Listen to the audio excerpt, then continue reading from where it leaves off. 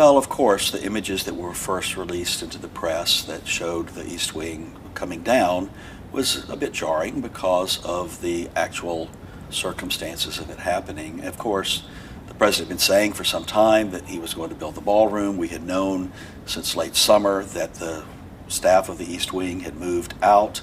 I actually made my last visit on the last day of tours on August the 28th and posted about that and that the ballroom was going to go in this space. And yet, when the reality of things happen, they strike us a little bit differently than the theory of things happening. So it was a bit of a jarring moment, but what has happened since then is so amazing in that in the past 2 weeks, more people have been talking about White House history, focused on White House history, learning what is an East Wing, what is the West Wing, that's a television show, what are these spaces in this building that we simply call the White House.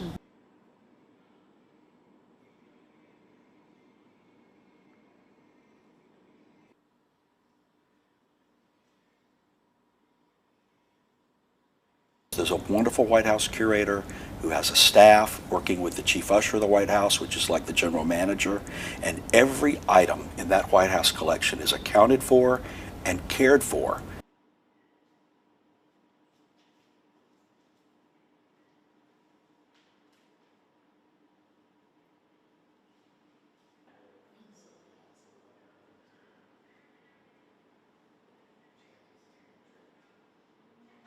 But it's the curator who's responsible for caring for those objects.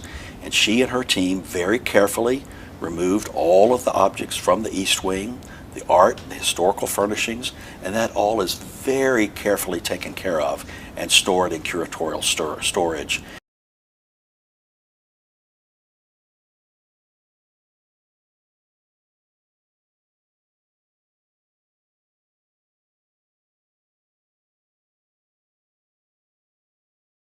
There are many, many, many iconic moments throughout the history of this great house, and this, of course, is a significant one and an important one. But we, as the White House Historical Association, are there really for the American people to have a front row seat on history.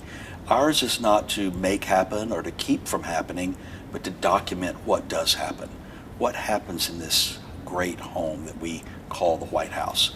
And those who live there and work there and have done so for the past 225 years.